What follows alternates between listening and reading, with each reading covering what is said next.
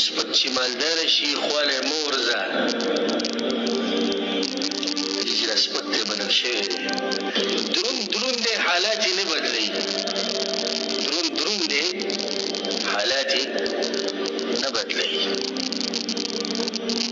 په دروند باندې چې کوم انسان اصیل یو درونی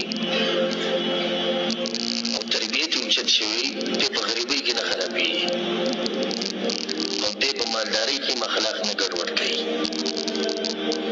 دی په بیمارۍ کې اخلاق نه ورانوي او دی چې روغ وي اخلاق یې برابري. دی چې عالم شي هم اخلاق یې عقل شاندي. دی که جاهل شي هم اخلاق او خوی اوچت دی. دی که ځوان یې نو هم خوی دروند دی او که بوډا شي نو خوی ښه دروند دی. نو اصیل څه دی؟ اصیل دی حالات یې نه بدلوي. اوس کوم سړی چې تربیت یې نه وي شوی